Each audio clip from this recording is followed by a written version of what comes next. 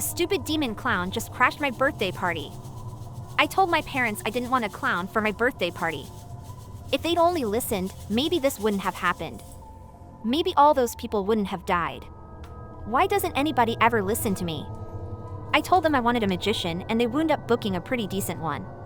But halfway through his act, the clown showed up anyways. My dad could be heard at the front door, shouting at him at first. No, we didn't order a clown. I just called for an estimate. Get your big foot out of the door and let me close it, will you? I went over and peeked around the corner to see a very tall bald clown, his entire head painted with chalky white paint. It was caked on and peeling. Streaks of red were around his lips and eyes, and he wore a mostly plain white clown suit with a few red embellishments, fuzzy buttons, a crimson boutonniere, and a bow tie. He looked terrifying. My dad's eyes were wide and afraid, and he was using all his force to try and close the door by the looks of it. Then the evil-looking clown squirted some liquid out of the red flower on his lapel that hit my dad square in the face. He immediately spit it out and sputtered, trying to say something, then his face went blank and slack and he stood back from the door, holding it open. The clown sauntered in right past him, shoes squeaking loudly as he walked. At the other end of the living room, the magician was attempting bravely to continue his act, despite the fact that my dozen or so friends had lost all interest and were now fixated on the commotion happening by the front door. The clown marched in just as he was doing the reveal on an extensive card trick.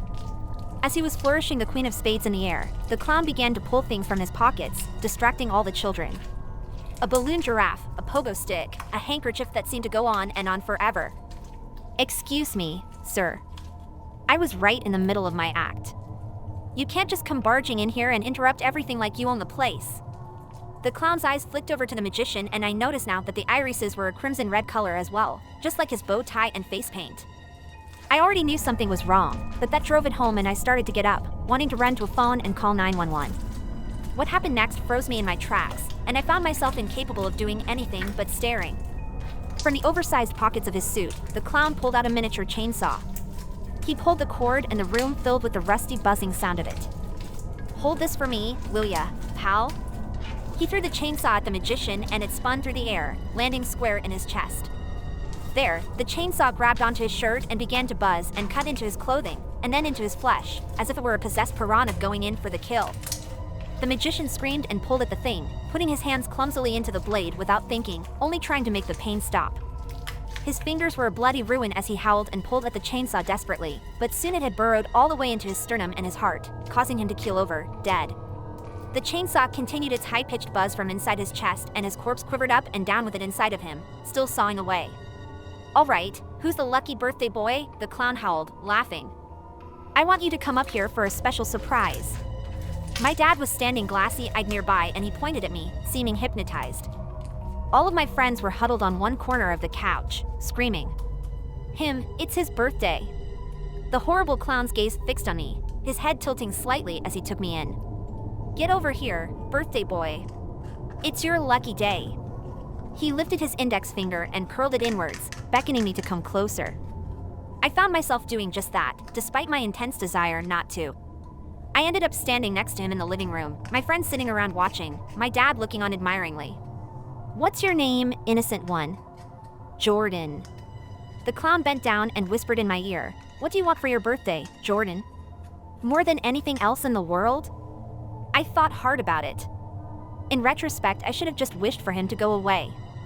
But strangely, that thought did not occur to me.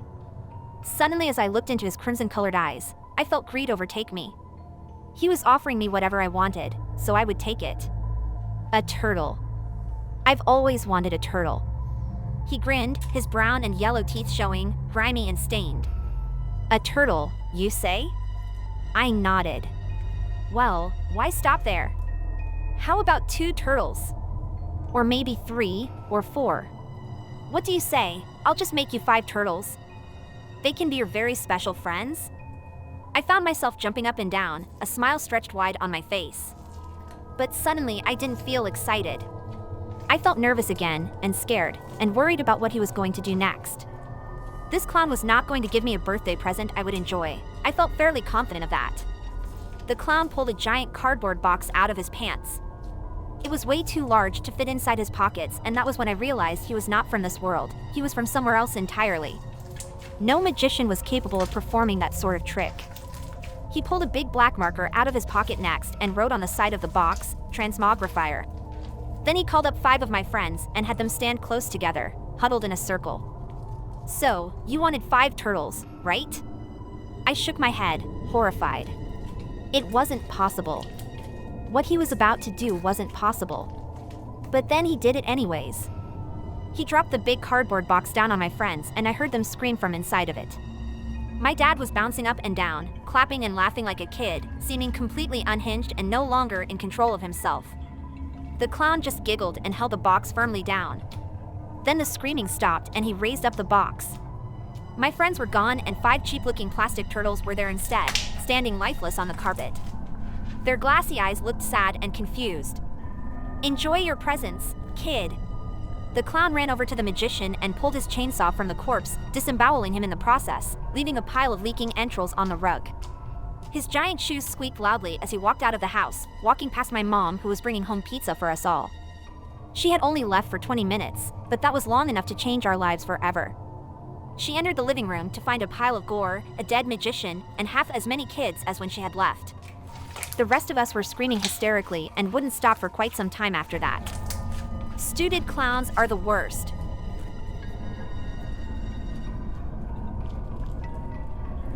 I just watched a TikTok live stream and now I don't know what's real anymore. Yes, I know. Who in their right mind uses TikTok? I was always starkly opposed to social media, especially TikTok. That cesspit of stupidity and regurgitated jokes should have never become a thing, and not one as huge as it is today. I wish I'd never downloaded the damn thing. I really wish. Or maybe I do, after all. Well, never mind. One night I was bored. After my computer broke, all I had was my phone. I was never a book guy. Hell, I didn't own any, and mobile games could only entertain me so much. So, one day, I gave in and downloaded TikTok as my Play Store recommended. At first, I was annoyed, more than annoyed. All I found were short clips of people acting like idiots. After a while, though, I found the occasional interesting piece of content. Little live hacks, for example. Videos on how to survive in the wild, do-it-yourself guides, or how to prepare a hot meal without using a stove. I was always intrigued by these things. Needless to say, I got hooked. For the past weeks, however, I got interested in a different type of content, urban exploring that is. The real deal, I mean. Not the bullshit in which a creator's friend covered in a bedsheet pretends to be a ghost in a dark hallway. No, I like to watch people explore old mineshafts, abandoned buildings, or ghost towns. While it was fun for a while, I didn't like the fact that I'd never be able to visit any of the places I saw. After getting acquainted with the shit show that was TikTok search, I began browsing hashtag after hashtag. Eventually, I found a few local content creators who explored abandoned places in my area. Now my city isn't huge, but it's not small either, so there was quite a bit of content. Occasionally, I'd even watch a live stream. There was something exhilarating about urban exploring. Before long, I put together my own list of places I wanted to see. If I ever left the house, that is, and if I ever was man enough to do so. Tonight, I was notified about another live stream. It was by 2 guys I'd recently discovered. Most of their content was typical for TikTok, stuff I didn't care about. Sometimes, however, they checked out abandoned palsies. I joined the live stream and heard they were on their way to one of the notorious abandoned areas of my city. Yeah, bro, this place used to be like hot shit back in the day. Like everyone wanted to live out here. No way, dude. You are joking with me. That tower block over there's going to collapse any minute now. I swear, man, but it was like decades ago. I heard they even wanted to renovate the place at one point, but never did. Yeah? Why didn't they? No clue, place is a money sink, I guess, or they realized it's all old shit. Yeah, like the rest of this city. Both of them began guffawing, and I couldn't help but frown. They seemed to talk in the typical, annoying, over-the-top way all influencers did these days. I hated it. Before long, however, they'd reached a giant, old apartment complex. For a while, they continued on down a small, deserted street. Then they followed an alley that led them right into the center of the complex. The entire place was ruined. What might have once been a nice little park was now completely overgrown. Rubble was everywhere, and here and there I saw stacks of old, half-rotten construction materials. "Hey man, do you hear that? It sounds like crying or something," one of them suddenly said. His friend's face appeared in front of the camera, an anxious look washed over it. Then he began laughing. "Bro, you almost got me." By now, both of them were laughing again, like the idiots they were. I wasn't. God, these guys were annoying. With a sigh, I put the phone down, ignored their annoying voices, and couldn't help but stare at the empty wall in front of me. What the hell was I even doing? Why was I watching some teenager's stupid TikTok live stream in the middle of the night? While I questioned my life choices, a flashlight beam reached me from outside. In an instant, I got up and went towards my balcony door. Having a ground floor apartment always makes me uneasy. The area I live in isn't a bad one, but it's not exactly a good one either. You never knew what could happen. One of my biggest fears was to find someone trying to climb onto my balcony and to break into my place. I took a deep breath. It was probably just someone's phone. Then I pushed aside the curtain, trying my best to stay hidden. Right outside, in front of my building, I saw two figures. Each one was holding a flashlight in their hands, blasting their beams over apartments and windows alike. What the hell were they doing? Didn't they know people were trying to sleep? Once more, one of them sent their beams straight into my apartment, illuminating my living room. Those assholes. From outside, I could hear their laughter and their high-pitched teenage voices. Got nothing better to do, eh? Growing angry, I pushed open the balcony door to tell them to get lost. Right when I stepped outside, one of them was actually trying to climb onto my balcony. For a moment, the beam of his flashlight hit me right in the face. What the hell? I screamed while I instinctively shielded my eyes from the blinding light. Screaming in surprise, the guy tumbled backwards and crashed back down over the balcony railing. In an instant, I was back inside, throwing the balcony door shut. That was it. Now I was pissed. Fooling around with flashlights was one thing, but trying to break into my place was a whole different story. I put on my shoes, threw on my jacket, and stormed outside. Before I did, I got a hold of a broom. Just in case, I told myself. When I pushed open the apartment building's door, I saw they were still right there. One of them was on the ground, probably hurt from tumbling down, while his friend was trying to help him up. The moment they saw me, they both froze. "The hell do you think you're doing?" I screamed at them. In my anger, I began waving around the broom, hoping to show them I was serious. And no, we did nothing, I swear. We didn't know someone lived here, so. We're sorry," one of them called out to me. By now, the one on the ground had gotten back to his feet. "Get the hell out of here," I spat at them, taking a single, well-measured step forward. By now, both of them were shaking. They were pleading with me, crying and repeating they were sorry as they backed away. As I stood there, watching them, this entire situation felt weird. Why the hell were they suddenly so scared? Just moments ago, they tried to climb onto someone's balcony and now. My anger evaporated, and I almost felt sorry for them. Almost. Still, I lowered the broom and tried to look as non-threatening as possible. "Yo, I won't do anything to you guys, all right? Just leave." They were still scared, but nodded vehemently, promising they'd never ever be back again. Then they both turned around and booked it. As I looked after them, I still didn't know why they'd been so scared. I mean, sure, I'm a big dude, but more fat than muscle.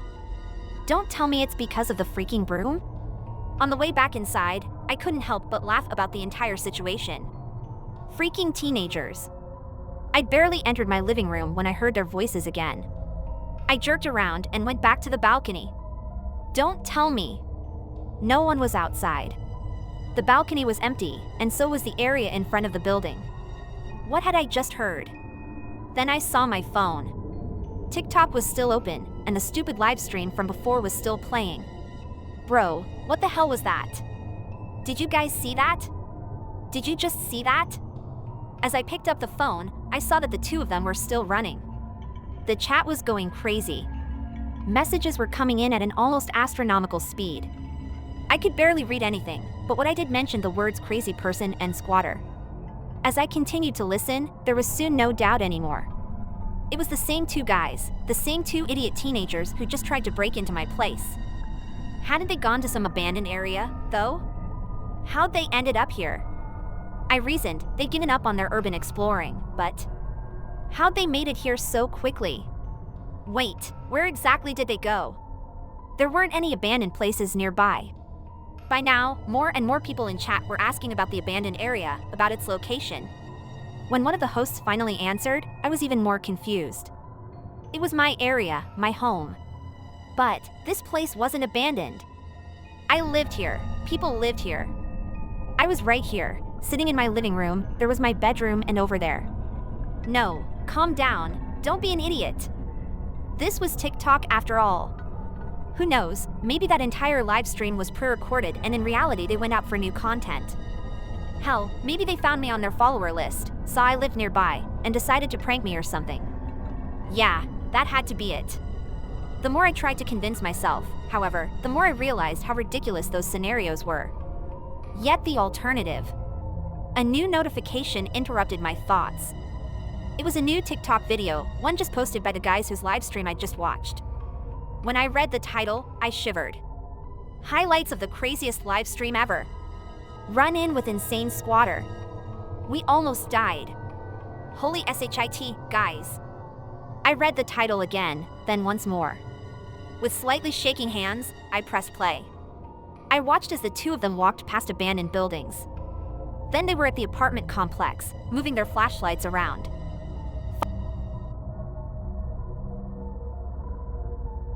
I used to be beautiful.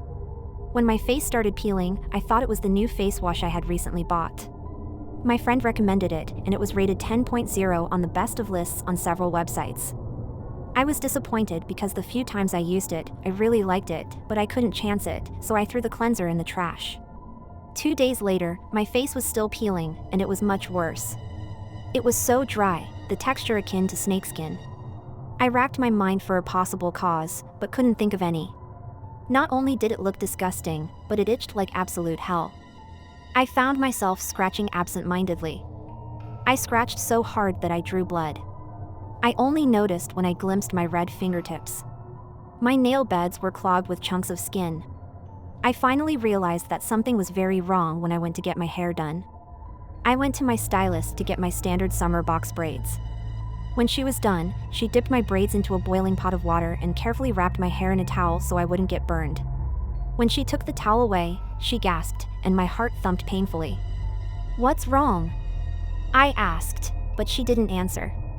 I snatched her mirror off the table and peered at my reflection. I screamed. Every braid had come out of my head. Some clung to my scalp hanging by bloody, viscous threads.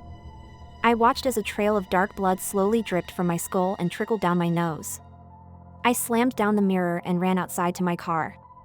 I blocked the stylist as she repeatedly called me to ask for payment. By the time I got home, all of my hair was gone, every single strand, and most, if not all, of my scalp. My skin fell off in long bloody strips.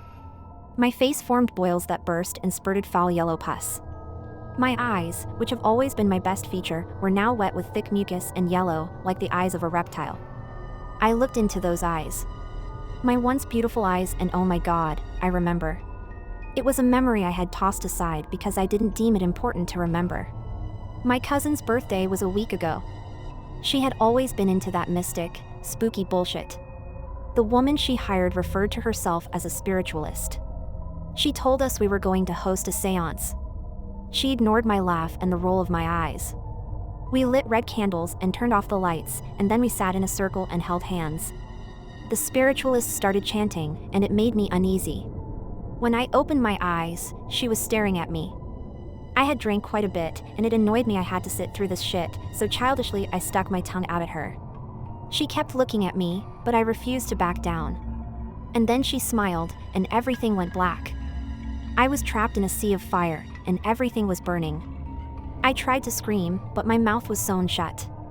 My skin bubbled, blackened, and peeled. I saw her then. She had her back turned to me. She was tall and thin and had the most beautiful black hair I had ever seen. And then she looked at me. I screamed. My fear wrenched my lips apart. The woman had no face, and her skin was mottled blue, black, and gray. She lurched towards me and tapped my forehead with a gnarled finger. She caressed the contours of my cheeks, encircled the hollows of my eyes, and traced patterns on my lips. She gripped the underside of my jaw, and with surprising strength, she sank her fingers into my flesh and tore my face off. The world burned, and I screamed again. I never thought it possible to scream without lips. She molded my face onto her skull and then she smiled at me. My body sank into fire, and I burned. When I awoke, I was on the floor, dripping wet and reeking of alcohol. My cousin and her friends surrounded me.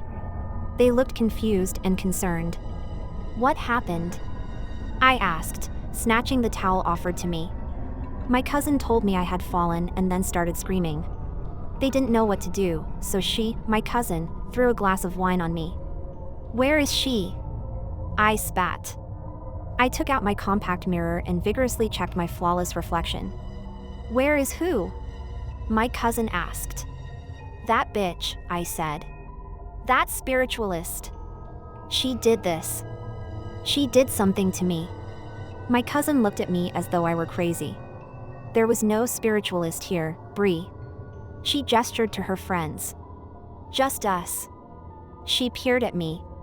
"Are you sure you're okay? I think you might have drank too much." I pushed past her to grab another glass of wine. "No, the problem is I haven't drunk enough." So, I drank more, and I forgot. I forced myself to forget.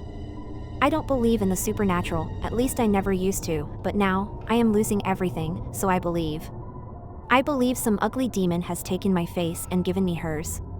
Every time I look at my reflection, I cry. What else do I have if I'm no longer beautiful? I am not known for kindness. My personality does not win me friends. I have always been an indescribable beauty. The kind of beauty that countries go to war over. And now I am a monster because some jealous beast thing stole my face. I don't know what to do anymore. I am tired of crying. It hurts. My tears burn and make holes in my skin. I've been holed up in my bathroom for days now. I broke my mirror with my fist and shattered it with my brittle bones. There are shards everywhere, reflections of me. I can't escape it. I can't run from myself. I give up. To you, you witch, congrats. You win. I no longer want to see what I look like. I am tired of seeing my soul reflected back at me. I want to see her again. You know, for a final showdown. I want my face back. It's mine. It's always been mine. She doesn't come, though, and why would she? I am so tired. I'll close my eyes and rest for a moment. I just want to sleep because if I sleep, then perhaps I will dream and I will get lost in the memory of my beauty.